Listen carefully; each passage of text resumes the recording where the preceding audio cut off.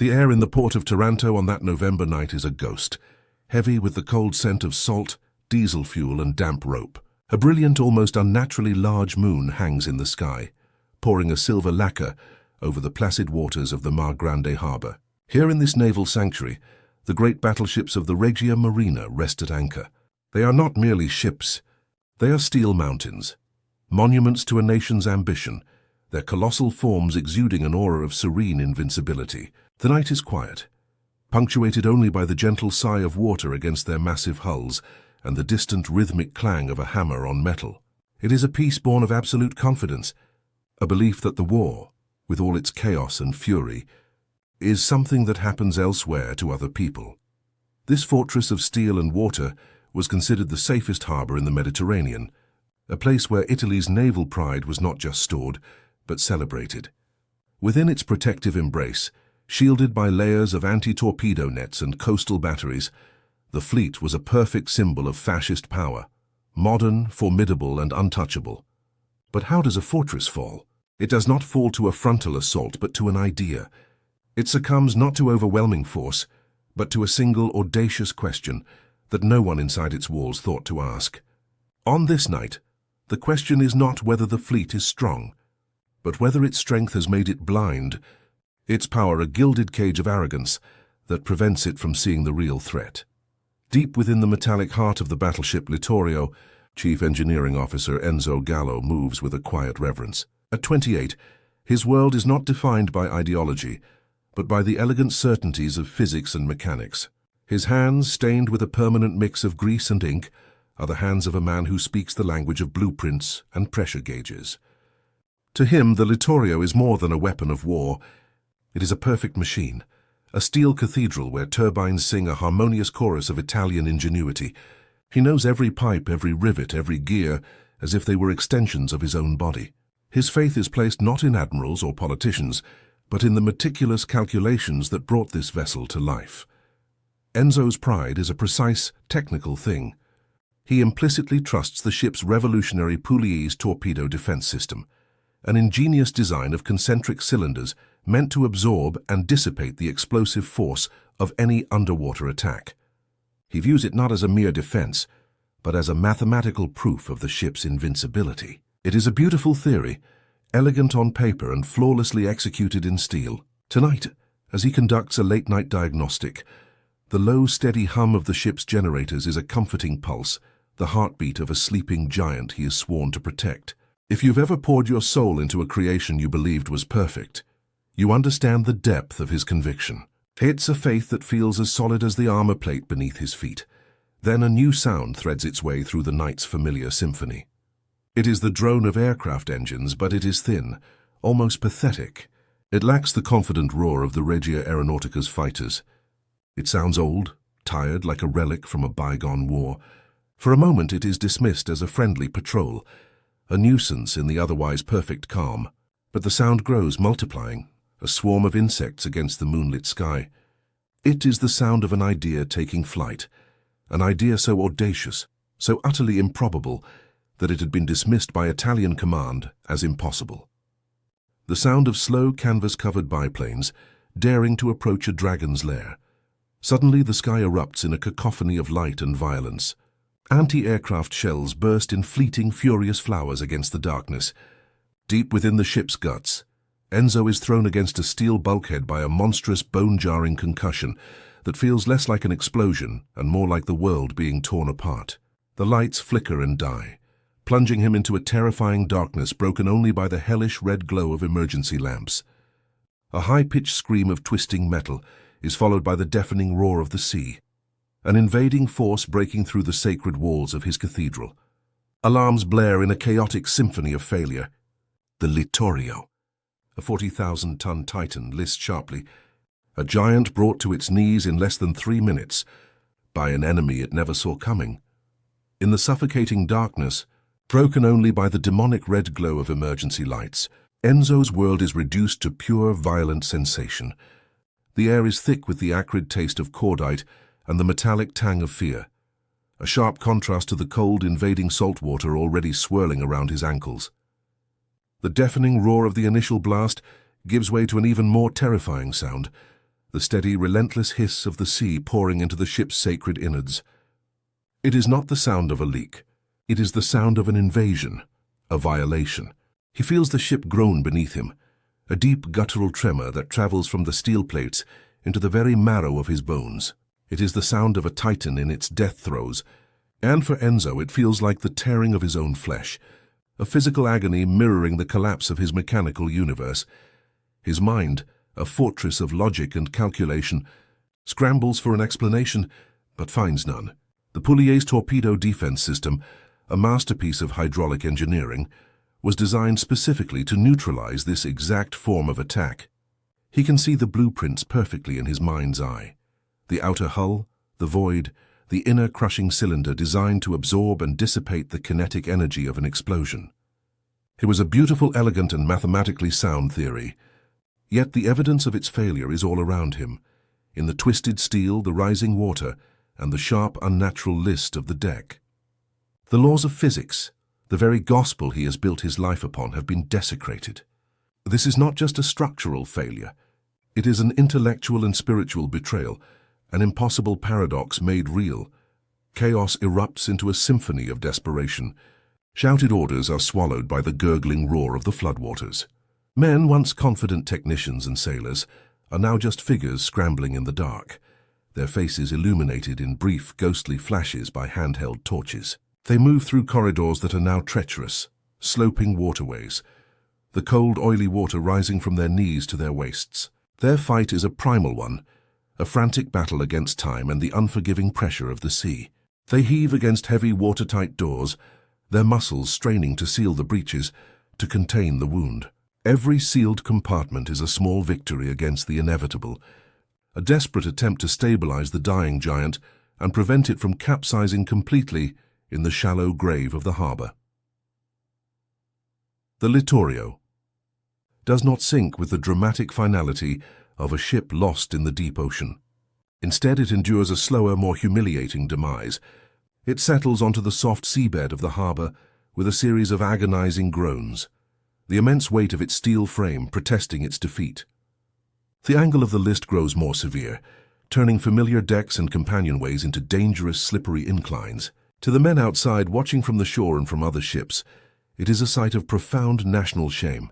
The proudest vessel of the Regia Marina, a symbol of Italy's modern might, is slowly, gracelessly being consumed by the calm waters of its own sanctuary. Its silhouette, once a proud assertion against the skyline, is now a broken, tilted testament to a catastrophic failure.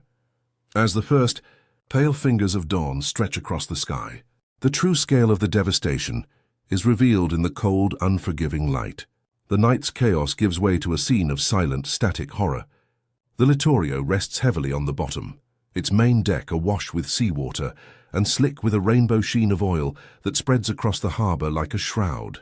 Nearby, the battleship Conte di Cavour has sunk completely, its funnels and gun turrets jutting from the water like the tombstones of a sunken city.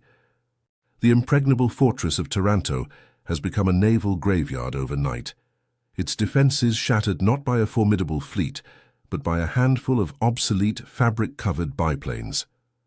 The arrogance of the previous evening has curdled into a bitter, collective humiliation that hangs in the air as thickly as the smoke from the smoldering fires. Standing on the steeply canted deck, soaked and shivering, Enzo stares at the gaping, jagged wound torn into the side of his ship. The water within the Poulier's system, which was supposed to be its shield, had become the very medium of its destruction.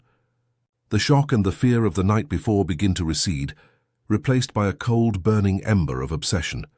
A single question ignites in his mind, consuming every other thought. How? It is no longer a simple technical inquiry about metallurgical stress or explosive dynamics. It has become a profound existential mystery.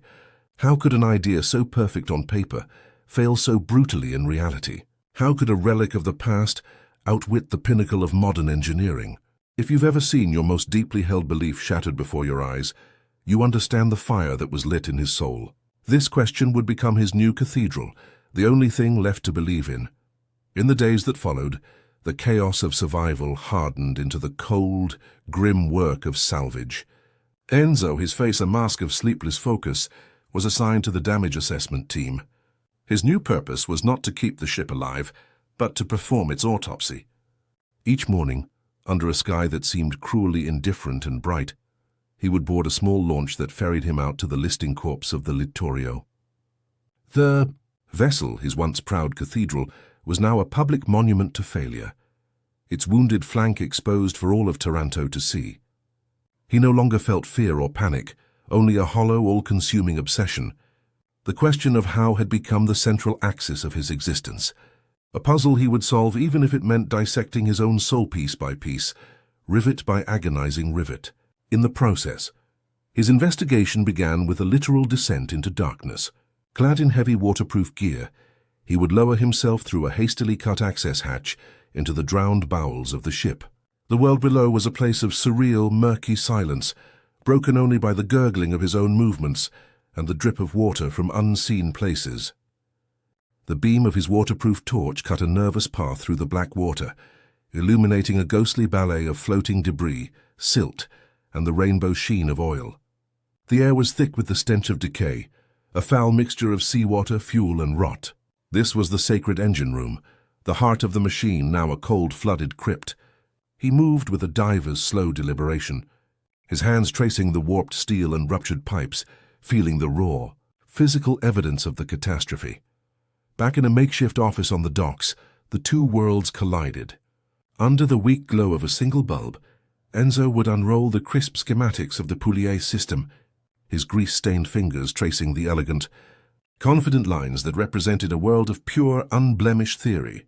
On paper, it was a masterpiece of concentric circles and calculated voids, a perfect defense.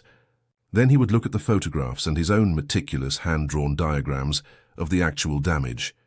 A brutal, chaotic landscape of twisted bulkheads and sheared metal.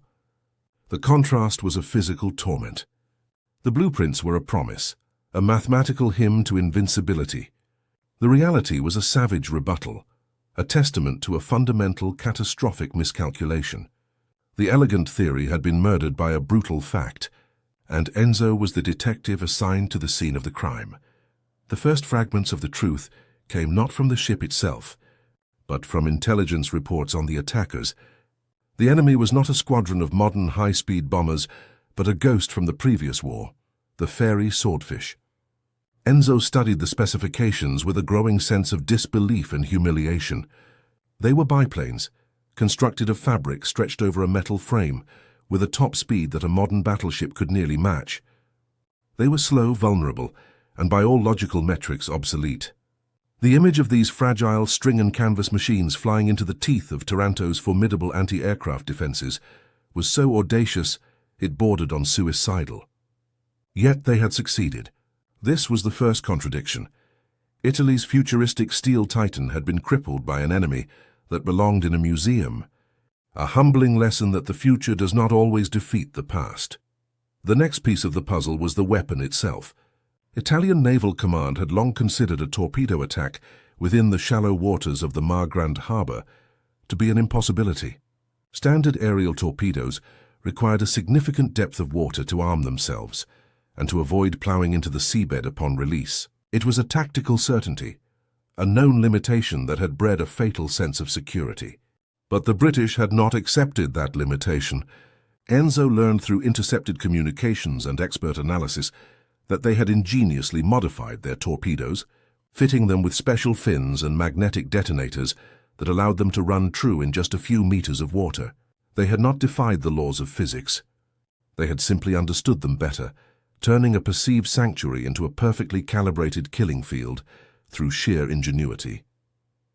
Armed with this knowledge, Enzo returned to his diagrams of the Pugliese system. He traced the torpedo's likely path and the exact point of impact. Suddenly, a terrible hypothesis began to form in his mind.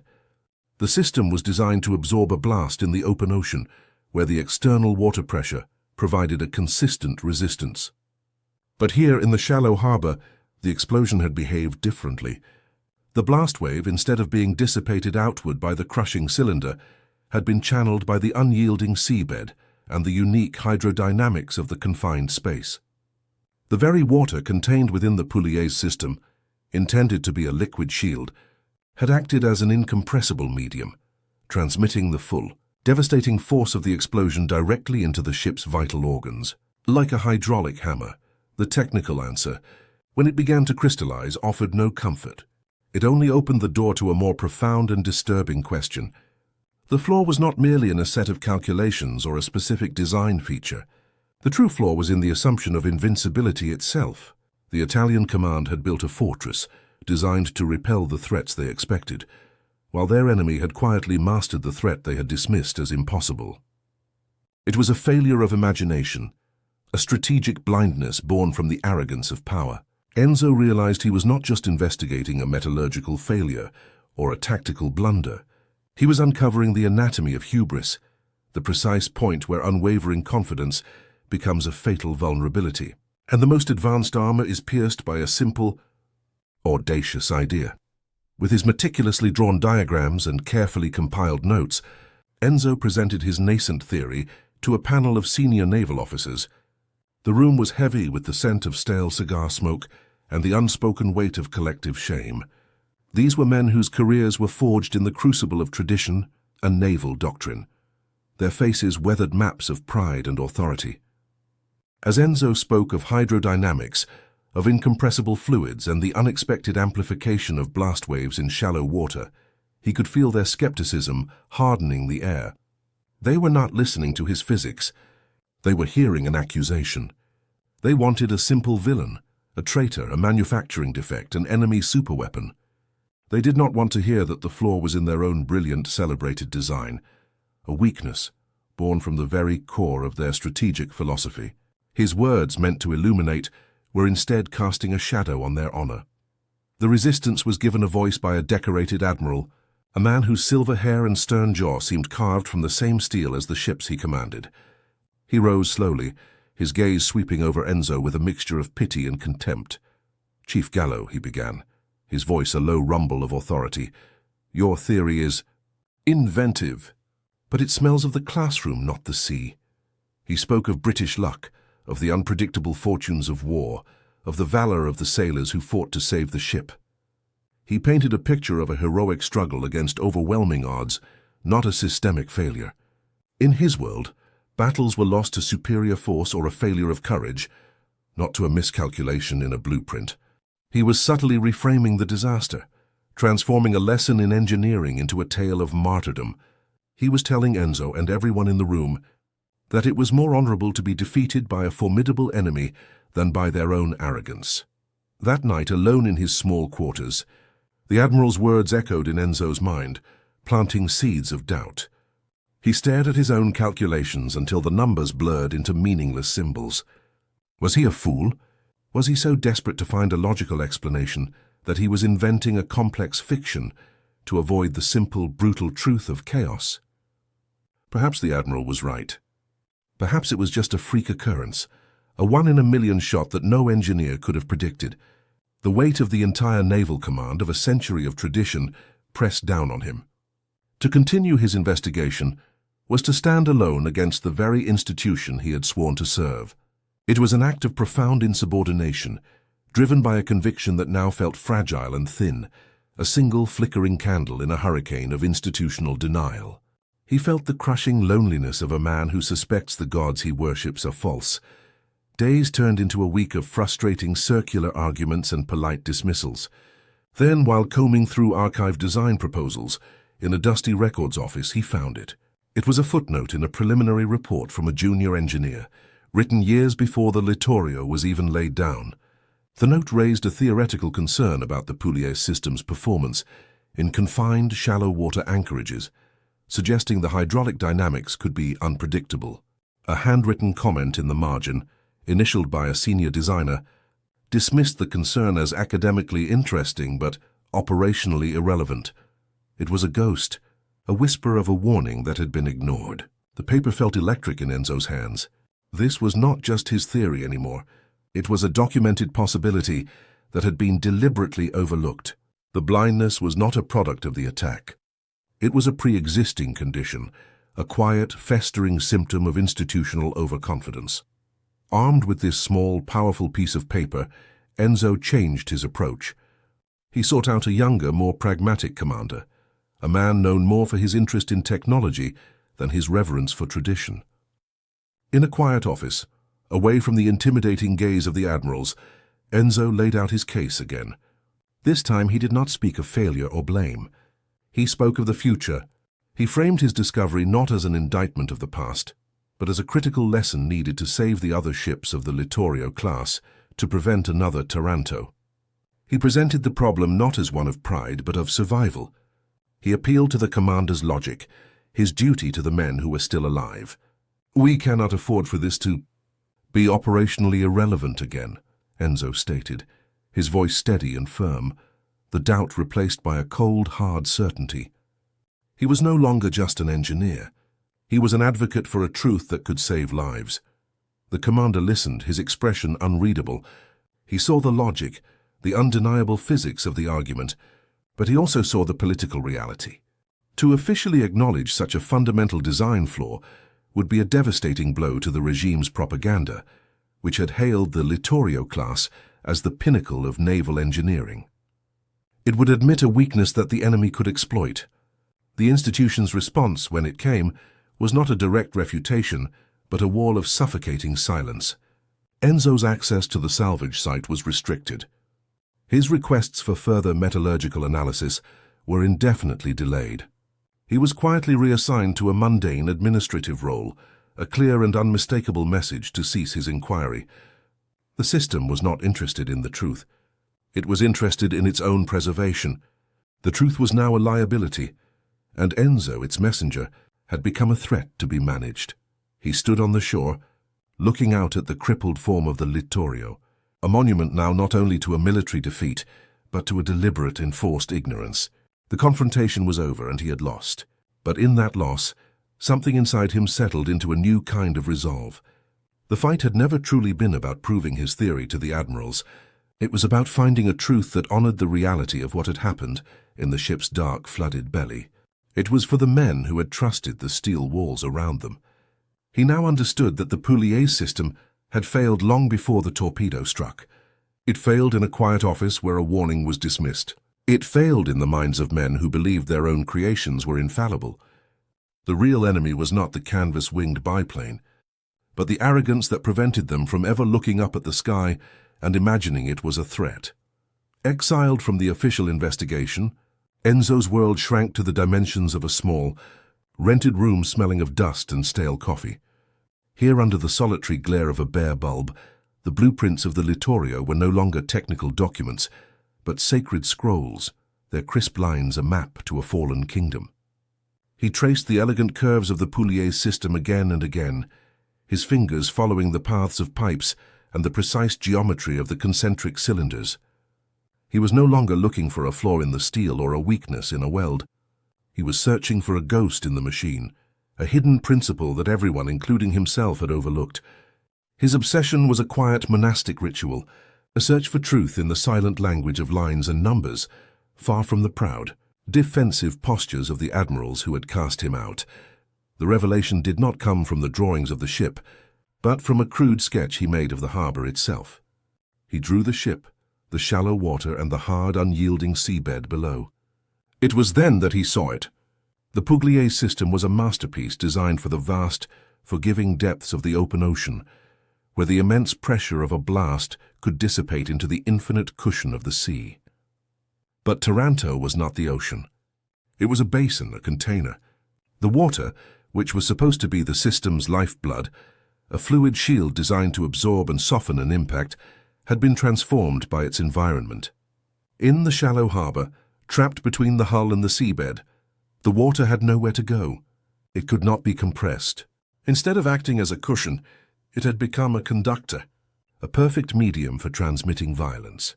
He could see the sequence of events with horrifying clarity, a slow-motion catastrophe replaying in his mind. The British torpedo strikes. The initial explosion is immense, but its true lethality is not in the initial breach. It is in the pressure wave that follows, a shock wave that turns the very water inside the Pouglier's system into a weapon. This water, unable to compress or escape, acts like a hydraulic piston, a colossal invisible hammer. It slams against the inner crushing cylinder with a force far greater than the designers ever anticipated. The cylinder, meant to deform and absorb the blow, instead shatters, transmitting the focused, amplified energy directly into the ship's most vulnerable compartments. The defense system had not just failed. It had actively participated in the ship's destruction. Then he added the final damning element to his drawing, the harbor floor. In the deep sea, a significant portion of an explosion's energy is directed downwards, lost in the abyss. But in the shallows of Taranto, the blast wave hit the seabed and was reflected back, an echo of destruction that struck the ship a second time from below.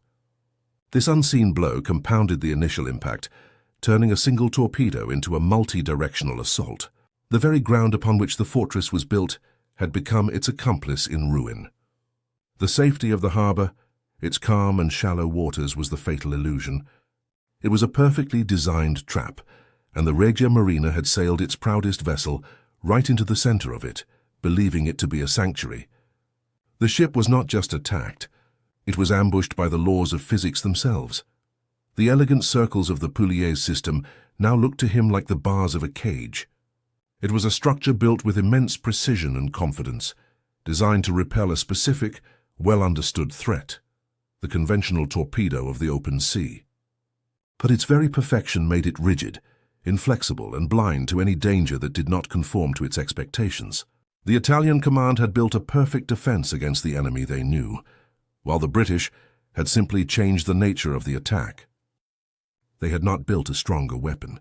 They had found a flaw in the philosophy that underpinned the defense. Enzo realized that the true failure was not metallurgical but imaginative. The system was a monument to certainty, in a world that rewards adaptability, a steel expression of an arrogance that could not conceive of being outthought. He remembered the document he had found, the forgotten warning from the junior engineer, dismissed as operationally irrelevant. That single phrase now echoed in his mind with the force of the explosion itself. The catastrophe had not begun with the drone of the swordfish engines in the night sky. It began years before in a brightly lit office, with the quiet scratch of a pen as a senior officer dismissed a subordinate's valid concern.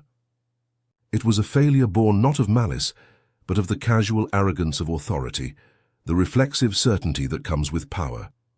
The most critical component of the entire defense system was not a steel plate or a hydraulic valve, but the humility to listen to a dissenting voice. And that component had been missing from the very beginning, a silent, invisible crack in the foundation of their confidence. In the quiet of his room, surrounded by the ghosts of calculations and the specter of his fallen ship, Enzo finally understood the complete anatomy of the disaster. It was a perfect storm of physics, engineering, and hubris, a brilliant design deployed in the wrong environment, a failure of imagination that underestimated a supposedly obsolete enemy, and a culture of command so confident in its own superiority that it was deaf to the whispers of caution from within its own ranks. He had found his answer, the cold, hard, logical truth of how it all happened. But this knowledge brought no satisfaction, no sense of victory. Instead, it left him with a deeper, more unsettling question. He now understood the mechanics of the fall, but he was left to grapple with the profound and terrifying nature of the pride that had engineered it. Months have passed, and the harbor air is now warm with the promise of spring. But for Enzo, the chill of that November night has never left. He stands on the swaying deck of a salvage barge, a silent witness to a slow, agonizing resurrection. The groan of massive cranes and the straining of steel cables are the only sounds that seem to matter, a mechanical dirge for the giant they are laboriously pulling from its shallow grave. The Littorio rises inch by inch, its wounded flank exposed like a raw, unhealing scar. In his hands, Enzo holds a piece of the ship's soul, a warped, jagged fragment of the Poulies system's inner bulkhead. The metal is cold and heavy, its sharp edges a brutal counterpoint to the elegant, confident lines he once traced on blueprints. It is the physical evidence of a shattered faith, a relic from a fallen cathedral. He runs a calloused thumb over the twisted surface of the steel, feeling the violent story etched into its grain. He can trace the precise vectors of force, the exact point where the hydraulic hammer of incompressible water had struck. This was not a failure of material. It was a failure of context. The steel had performed exactly as designed, but the world around it, the unyielding seabed, the contained water of the harbor, had conspired to transform its environment into an amplifier of destruction. This mangled piece of metal was not just a broken part. It was a testament to a law of physics that had been ignored, a brutal fact that had murdered a beautiful theory. It told a story not of weakness, but of a strength that had been turned against itself in a perfect, terrible irony, a lesson written in shattered plate and sheared rivets. His gaze lifts from the relic in his hands to the colossal, weeping form of his ship. The Littorio hangs suspended between the water and the sky, a monument to a profound miscalculation.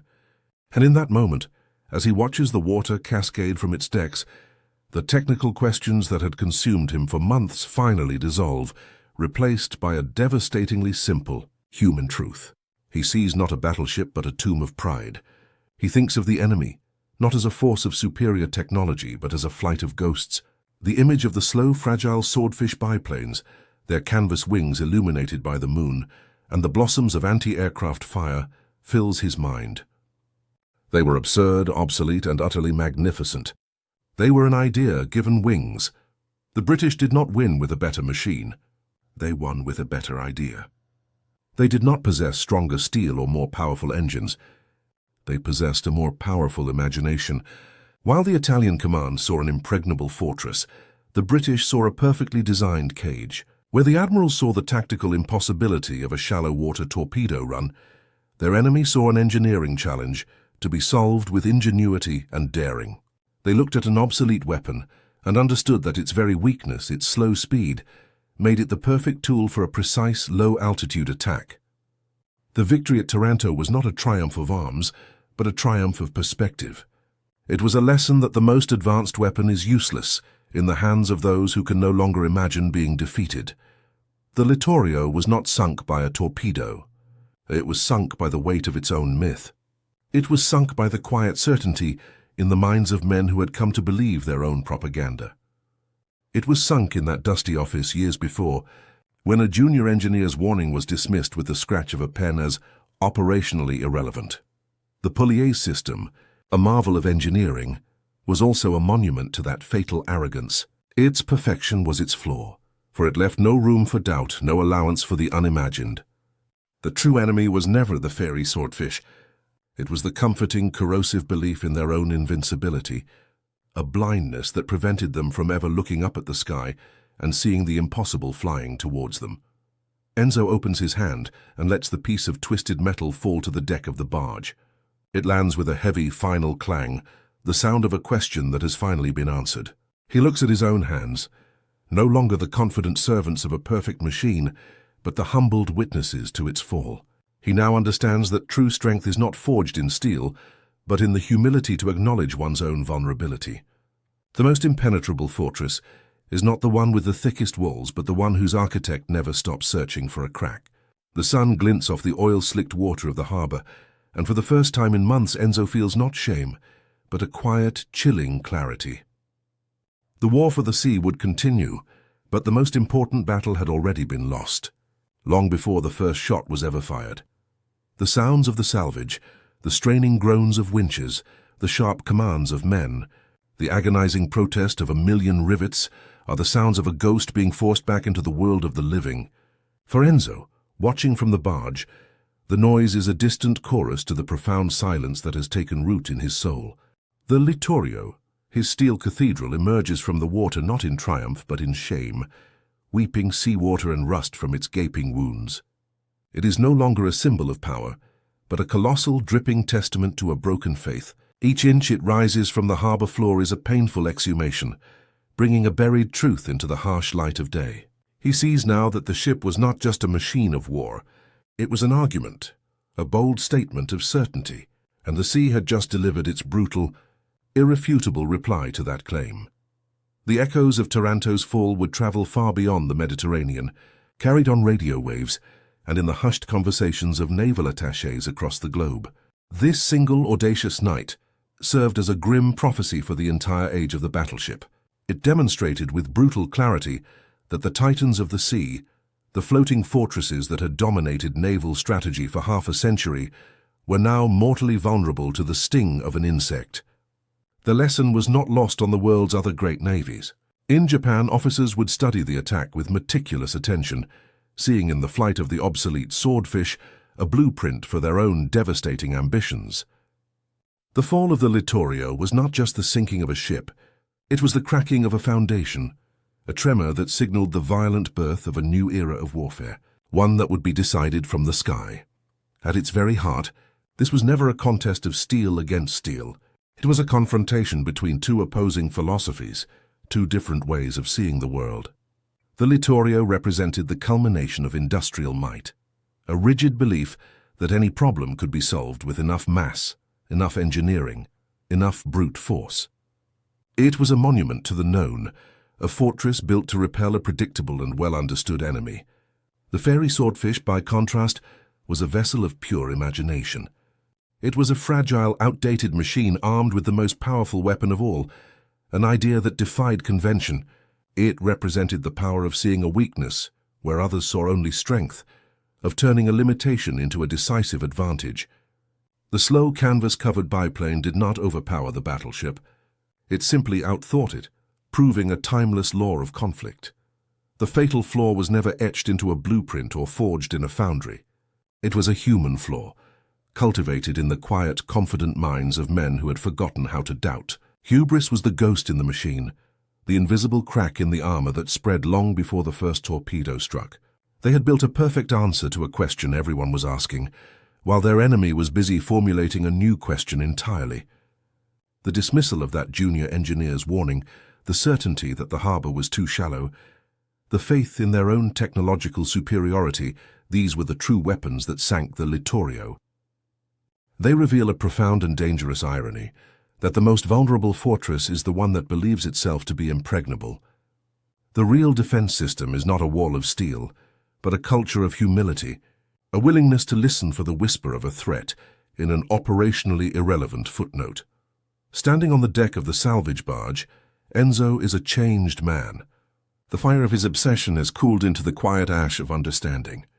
He is no longer the proud servant of a perfect machine, but the humble student of its spectacular failure. He has learned that the world does not conform to the elegant certainty of blueprints, and that the laws of physics are utterly indifferent to national pride.